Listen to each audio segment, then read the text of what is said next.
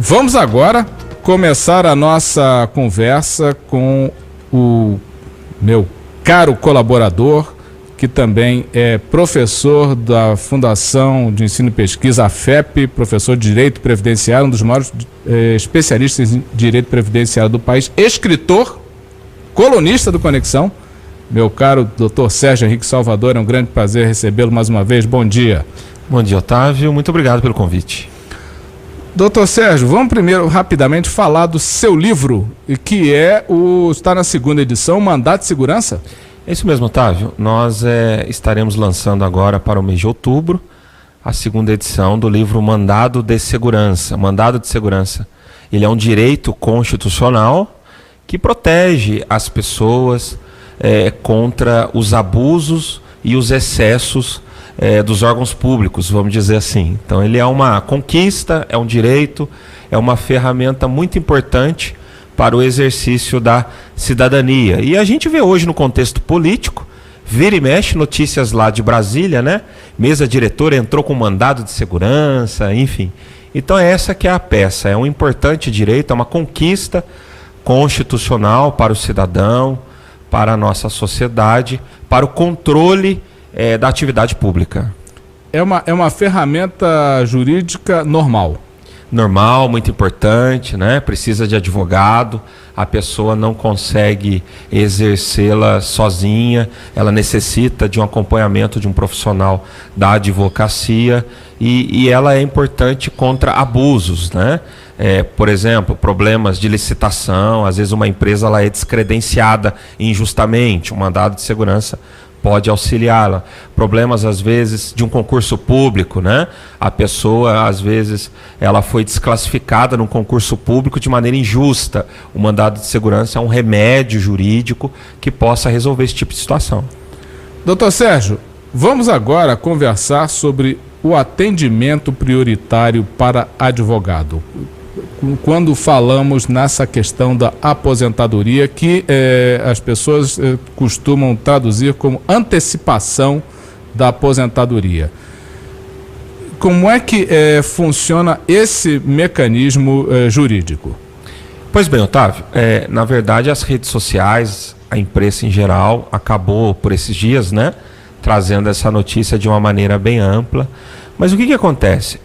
Isso é fruto de uma briga, uma batalha judicial entre a OAB Nacional, Conselho Federal, que fica em Brasília, o nosso presidente Cláudio Lamáquia, e é uma batalha judicial perante o governo, perante o INSS, perante o Ministério da Previdência, para que os advogados eles tenham uma certa prioridade no atendimento junto ao INSS para todos os serviços, não só a aposentadoria, para todas as atividades. No primeiro momento, essa batalha judicial foi favorável, mas no segundo momento o INSS reverteu essa batalha judicial a favor dele, e agora, por esses dias, o INSS ele perdeu um recurso, ou seja, nós temos então uma liminar em vigência, né, que determina que o INSS tem que dar prioridade ao advogado. Então não é opção, ele tem que cumprir essa determinação judicial.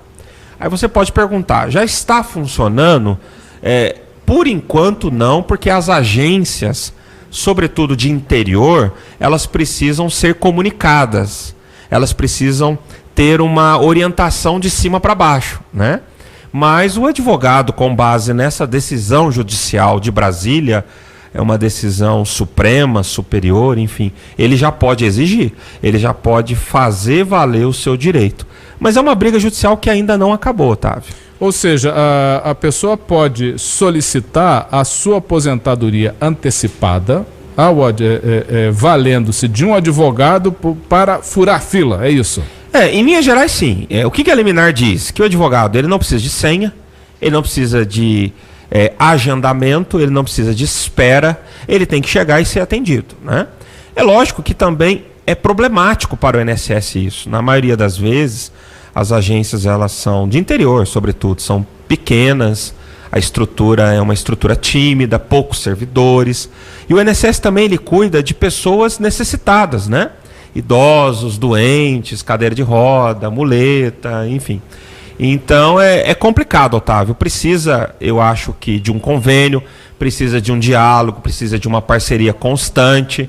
Mas uma coisa é certa, a justiça, a ordem judicial não se discute, tem que ser cumprida, tem que ser respeitada.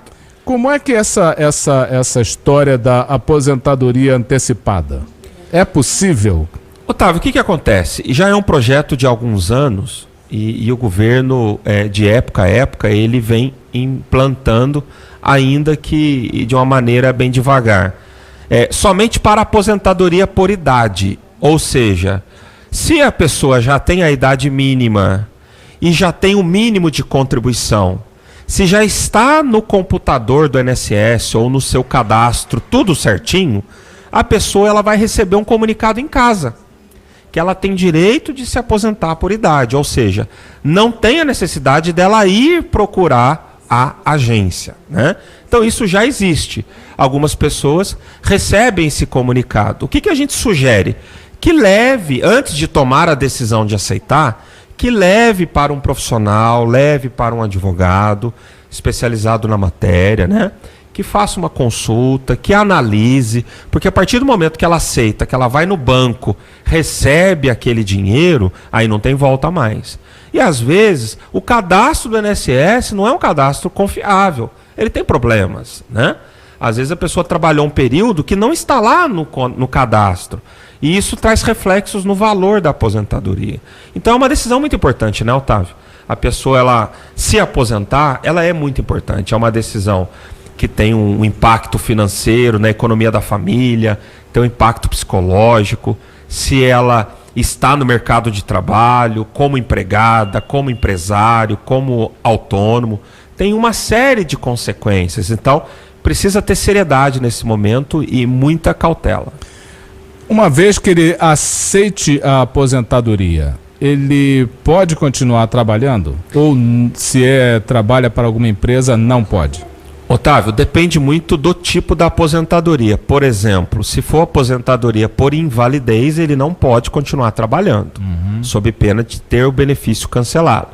Se for aposentadoria especial, exemplo, atividade especial, ruído de 90 decibéis. Se for uma aposentadoria especial, nesse ambiente ele não pode trabalhar no mesmo ambiente. Pode fazer uma outra função, né? Então a gente tem algumas exceções. Mas nas demais, ele pode trabalhar normalmente. Pode continuar na empresa? Sim.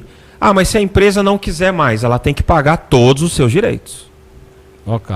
Se o indivíduo se ele resolver que vai continuar trabalhando, ele é empresário, ele é autônomo, ele continua contribuindo. Isso que ele contribui, além depois desse comunicado da aposentadoria, reverte para ele?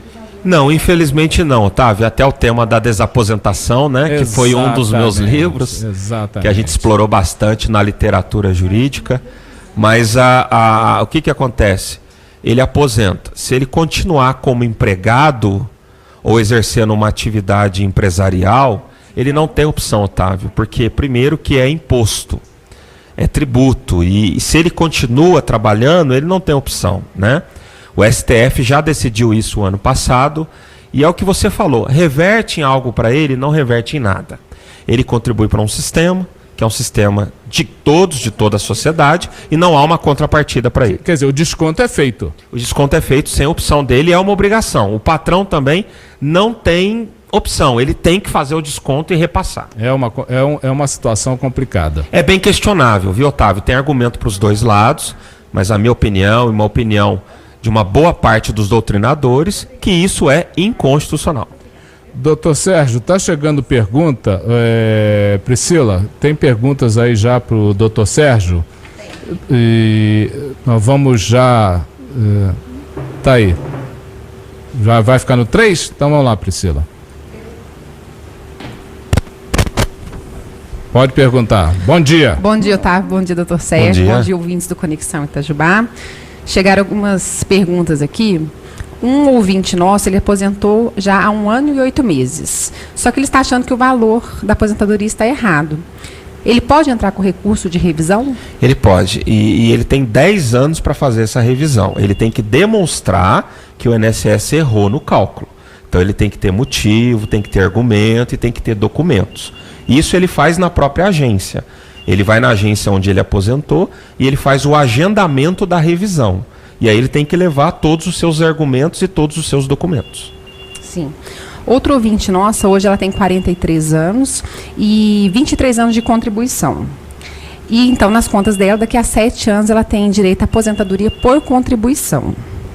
Ela tem a necessidade de procurar um advogado para poder entrar com a aposentadoria ou isso vai ser automático? Não, na verdade, não precisa, não há obrigação de procurar um advogado, mas a gente aconselha, a gente sugere, é uma recomendação, né?